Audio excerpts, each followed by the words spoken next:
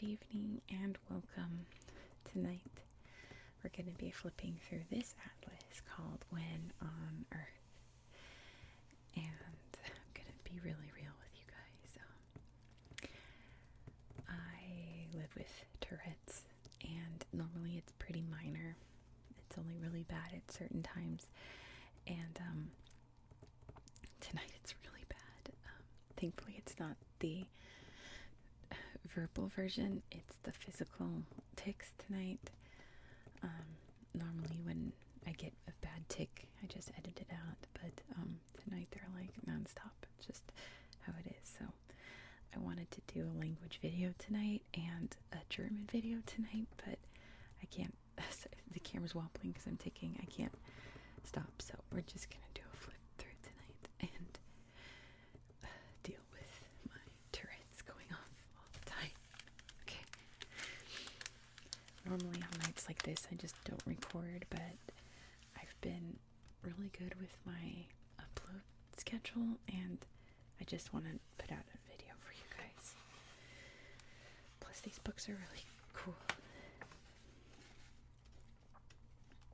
If I can turn the page, there we go. Ancient World. And this is so cool because I just did a video on Persepolis, and here's the immortals that I mentioned in my Artifacts of Persia video. I really hope this winds up relaxing in some way. Okay. Let's learn about out of Africa. The first members of our species, Homo sapiens, emerged around 195 years ago in East Africa. One population ventured into the Middle East more than 100,000 years ago, but most humans seem to have stayed in Africa for the next 85,000 years. Humans left Africa more permanently 65,000 years ago. Their journey made over many generations, took humans to Asia, Europe, Australia, and eventually to the Americas. I hope the camera's not too wobbly. I'm doing a lot of tics tonight, so let's start over here in Europe. Lagar, Filo, in Portugal. I would have my pointer like the last video, but I'm ticking out all the time, so I don't want to do anything rash at the pencil. So the 24,000-year-old remains of a child found in this rock shelter have made the cave famous. Let's move down to Herto, Ethiopia. The 160,000-year-old skulls found here show some features of human ancestors, such as heavy or robust facial bones. You can see here. Omokibish in Ethiopia. The human bones discovered here in 1965 to 74 have been dated to 195,000 years old, making them the earliest known in the world. It's really cool. Here, there you go, you can see the Blombus Cave in South Africa. This cave contains engraved objects. It's a word I can't say with my accent. We say objects. Objects, shell beads, and fine tools of stone and bone, all up to 100,000 years old. The Classes River in South Africa. The caves at this site have revealed that humans were living here 125,000 years ago. It's really cool. Let's go back to Europe. Pestera Kuasi, Romania. I'm sure I said that completely wrong. These caves yielded some of the oldest remains of Homo sapiens in Europe at 30,000 and 34,000 years old. At this time, another human species called Neanderthals greatly outnumbered Homo sapiens. Down here at Mugaret School and Kafsa in Israel. Human remains that are 90,000 to 110,000 years old have been found here They suggest that the first wave of Homo sapiens migration happened earlier than 100,000 years ago. Can you imagine, like, dying and then your body's found 110,000 years later? Like, that's so bizarre to think about. Where are we going next? Sri Lanka, to the Fa Hien Cave. Bones from this cave show that humans have survived in Sri Lanka around 33,000 years ago. Down here in Malakunanja in Australia, archaeologists have discovered that humans were living in the protection of this rock shelter 40,000 years ago. And right here, you can just see at the bottom there, Lake Mungo, Australia. The oldest human remains found in Australia around 40,000 years ago were discovered here in 1974. Hold on. Okay. The Nia Caves in Malaysia. Human remains, including a skull dating to 40,000 years ago, have been found here. Up here in the Tanyuan Cave in China, the oldest Homo sapiens remains discovered in Eastern Asia are 37 bone fragments found in this cave. They belonged to a single person and are dated to 37,000 to 42,000 years old. The Beringia land route. So, here's a secret. In my accent, we say route. But we don't say it like that. In my ASMR voice, we'd say root. Root. The T gets dropped. So, if I say route, I can pronounce it clearly and more tingly. So, just know that I don't normally say route in my day-to-day, but I force myself to when I do these videos so you can hear the whole word. Normally, I would say root, because that's how we talk in California. So anyway, the Beringia land route. Scientists think that humans crossed into North America when the sea level was lower during the Ice Age. At that time, they could have walked across dry land here. I'm letting you know all my secrets in this video, apparently. Wally's Beach in Canada. Evidence of horse hunting from 11,000 years ago has been found here, including blades and bones marked by butchery. Interesting. Arlington Springs in California, United States. The remains of a man from 13,000 years ago were discovered on Santa Rosa Island, off the coast of California. They suggest that humans explored North America along its coast. I'm so sorry about the ticks.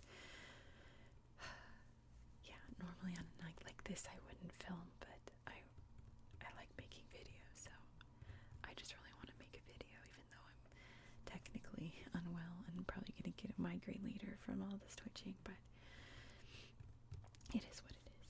St. Louis, Missouri, spelled wrong. Wow, spell check, missed that one. St. Louis, Missouri, United States. Spearheads such as those from St. Louis belong to the Clovis culture. The Clovis culture. Widespread in North America 13,000 to 9,000 years ago. Most experts now think that the Clovis people were not the first Americans. Meadowcroft Rock Shelter in Pennsylvania, U.S. This is possibly the oldest inhabited site in the Americas. Tools, blades, and spearheads discovered here may be 16,000 to 19,000 years old. And we have, there we go, Taima in Venezuela. Spearheads and cut bones of mastodons showed that human hunters were here up to 14,000 years ago. Then way down here in Monteverde, Chile. Excavations at this site in northern Patagonia have revealed bones and charcoal thought to be 14,800 years old. let's do something different. Let's flip to a random page and see where we are in history. Let's just go crazy tonight. Rome and Hannibal. I just did a video on Hannibal like last month. Yeah, let's skip that. The Vikings. There we go. Let's do a map on the Vikings. So, let's start for here in Markland, which you can see is in Canada, here in Newfoundland. Markland. In 1001 CE, the son of Eric the Red, Leif Erikson, became the first European to land in North America. May have been in a place the Vikings named Markland, thought to be here on the Labrador coast. L'Anse aux Meadows. Archaeologists have found a Viking settlement at L'Anse aux Meadows in Newfoundland, a place the Vikings may have called Finland. Here it just says North America. This arrow pointing over here, that's, you can't see because I can't move the book over any further. The Greenland Vikings had no wood for building or fuel. Expeditions south along the North American coast were mainly to get lumber. Here's Greenland.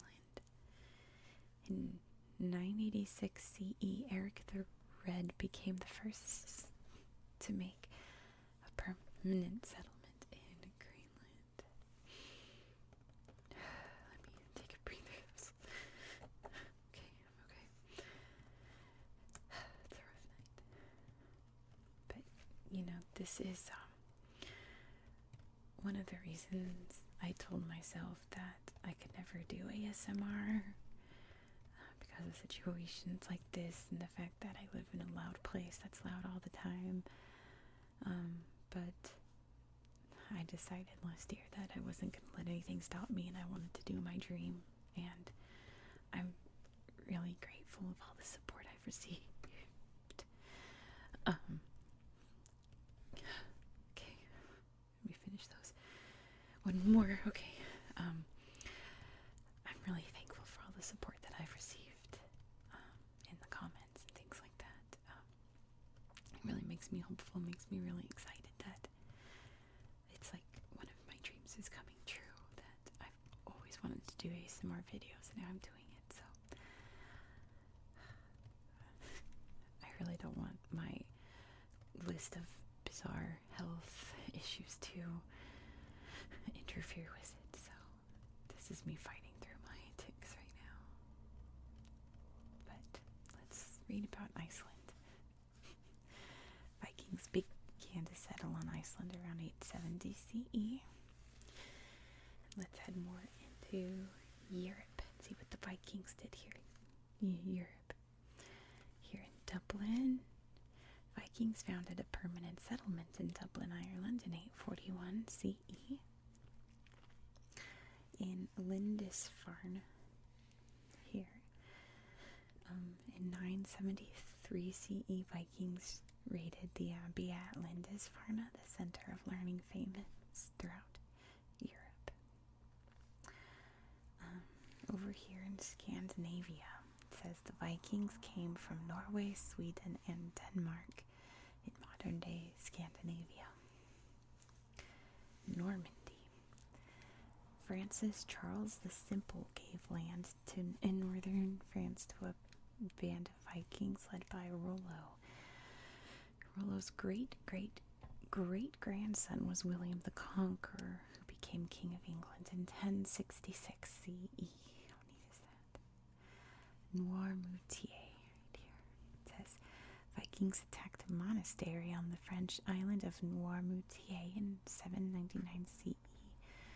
It was the first recorded attack on mainland Europe.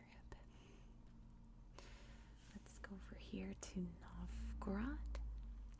The Vikings expanded to the coast and became rulers of Novgorod in what is now Russia in 862 CE. And keep in Russia, a Scandinavian tribe known as Rus appeared for the first time in what is now Russia around 880 CE. Keep in Rus. Constantinople in 860 CE. The Vikings launched their first assault on Constantinople, which the Vikings called Miklagard. Further failed raids followed. Interesting, I didn't know they attacked that far. Very interesting people, the Vikings. Let's flip to another random page. We've got the gold rushes. Let's learn about gold rushes around the world, and then I might just call it a night. Starting in the Klondike, see, Nome, Alaska. Some prospectors reached Klondike by sea, then by sailing up the Yukon River. California, where I am. In the world's most famous gold rush, some 300,000 gold seekers, known as 49ers, due to the year most of them arrived, flocked to California. The population skyrocketed and changed California to a major center of manufacture, trade, and shipping. Right now I'm having like a calm moment, which means I'm going to have a really big tick coming up, and I'll feel it coming, so I'll prepare myself. Here it comes. Okay. All right. I'm okay. To California by boat. The grueling 18,000-mile journey to California goldfields by sea took about 6 months from New York. Half of California's gold seekers took this route. Going around Tierra del Fuego, right here. Looks like there was a gold rush there too. In Brazil, there was Ouro Preto. The discovery of gold prompted 400,000 Portuguese gold seekers to rush to Portugal's Brazilian colony. Eventually, the government in Lisbon forced people to stop emigrating. How interesting. That's interesting. Oh, let's read about the Klondike gold rush. There you go. Accessing this gold field was notoriously difficult. Gold seekers journeyed hundreds of miles across mountains and rivers in punishing conditions just to get here. Let's read about the gold rush in South Africa. In Witwatersrand, South Africa. I hope that's how you say it. This might be V sounds Witwatersrand. I'm not sure. Discovering gold transformed South Africa from a farming country to a major gold producer and led to the establishment of Johannesburg. I'm having another calm moment, which means a tick is coming. Or maybe it's calming down and it's going to stop soon. We'll see. That's my life in Australia. Over here in Western Australia, a series of small rushes drew in people. Here comes. Okay. It's like having earthquakes. Drew in people from Africa, the Americas, Europe, China, India, and New Zealand, as well as from the mining areas of Eastern Australia. The big one right here in Victoria, Australia. Australia's first major gold rush increased the country's population from 430,000 in 1851 to 1.7 million in 1871.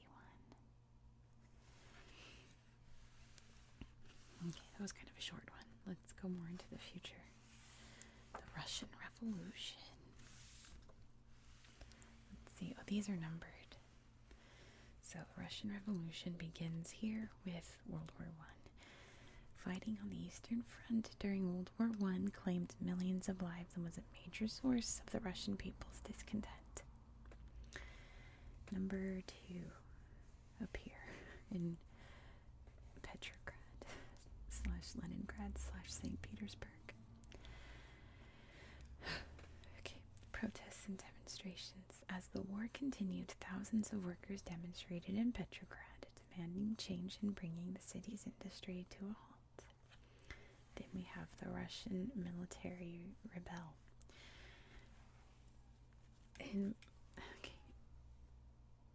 I don't know what that sound is. Okay. In March 1917, soldiers were ordered to stop protesters from demonstrating against the Tsar, but they swapped sides and joined the revolution. Next is Tsar Nicholas II abdicates. As more workers and soldiers rebelled against the Tsar, He was forced to abdicate, leaving a provisional government in charge. Number 5. Lenin returns. Here he is. In April 1917, after years in exile, political activist Vladimir Lenin returned from Switzerland to Petrograd with the goal of overthrowing Russia's provisional government. Then the Bolsheviks take power in Petrograd. On October 25th, 1917, under Lenin's command, the Bolsheviks seized control of Petrograd's telegraph systems, bridges, and railroad stations. Then the storming of the Winter Palace. Later, on October 25th, armed Bolsheviks entered the Winter Palace and arrested leaders of the provisional government. And then the communist government. After taking power, Lenin and the Bolsheviks set up a communist government. Despite their ideals, they soon established a ruthless dictatorship. And then exile and execution, all the way to Yekaterinburg. After his abdication, the Tsar and his family were placed under house arrest in a remote retreat near Yekaterinburg. They were shot by their Bolshevik captors in July 1918. And then, ongoing conflict. The Bolsheviks, renamed the Communists in 1918, met with immediate resistance to their leadership. They controlled the large area shown here in 1919, but civil war raged until 1922. And that was how the Tsar was overthrown. Let's go back in time one more page, and that'll be the last one. The Age of Mongols. Ooh, let's read about the Mongols. This one's number 2. Where's number 1? Mongolia, of course. We have Temujin completed his conquest of rival Mongol tribes in 1206 and received the title Genghis Khan, meaning universal ruler. Then we go on to Ningxia. During the siege of Ningxia, in his first campaign against the Xia Empire in 1210, Genghis dammed the Yellow River. Then we have Zhongdu. In 1215, Genghis starved the city of Zhongdu into submission. The city was sacked and burned. Number 4. The Empire of Khwarezm-Shah.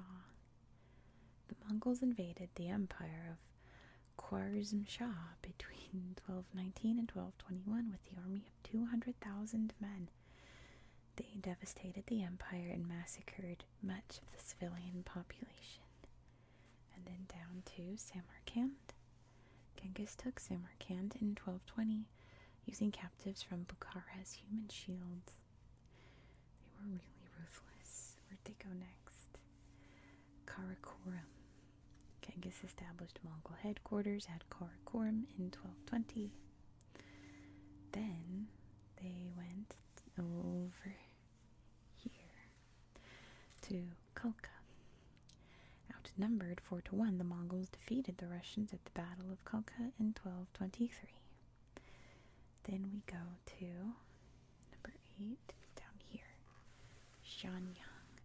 General Ming of the Southern Song dynasty retook Xianyang in 1239. The Mongols had captured the city 3 years earlier. Victory against the Mongols. Number 9 is way back over here in Liegnitz. The Mongols defeated a combined army of Poles, Templars, and Teutonic Knights in Liegnitz in 1241. Then down here in Pest. Following their victory at Liegnitz, the Mongols sacked Pest in modern-day Hungary later that year. Kostak? Down here. The Mongols defeated the army of the Seljuk dynasty at the Battle of Kosdag in 1243. Then Baghdad. The Mongols occupied Baghdad, the greatest city in the Islamic world, in 1259. Legends tell that 800,000 people were killed. Did I skip this? I did. The Battle of the Indus. In 1221, Genghis defeated Jalaluddin, son of Khwarezm-Shah, at the Battle of the Indus. And then no, there's 2 sevens. I didn't mean to skip it. There's 2 sevens. There's a lot of errors in this book, but it is a good book nonetheless. Anyway, where's number... Okay, 12 is Baghdad. 13 is Ain Jalut. The Mamluk dynasty of Egypt defeated the Mongols at the Battle of Ain Jalut in 1260. Defeat saw the end of the Mongols' western campaign. Let's see, next we go to Japan. There we go. The Mongols made 2 attempts to invade Japan in 1274 and 1281.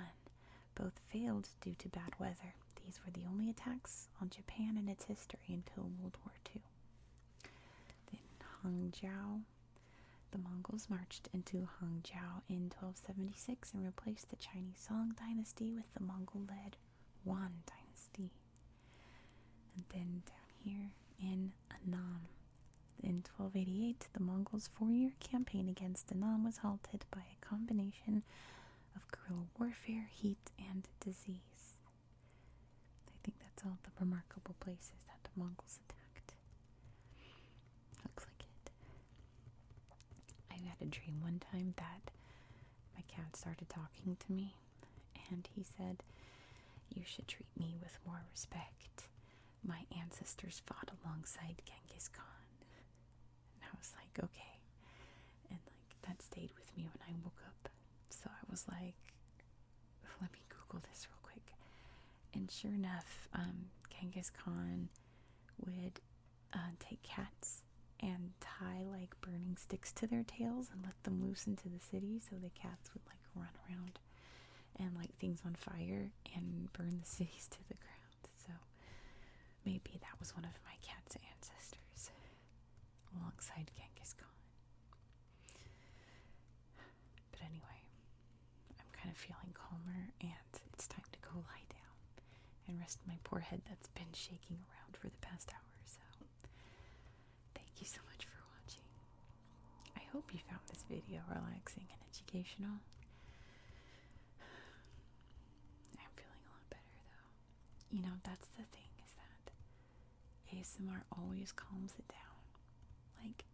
100% of the time, whether I'm doing it or listening to it, it always calms it down. So I'm glad I filmed this. Yeah. Okay. Thank you for... Oh man,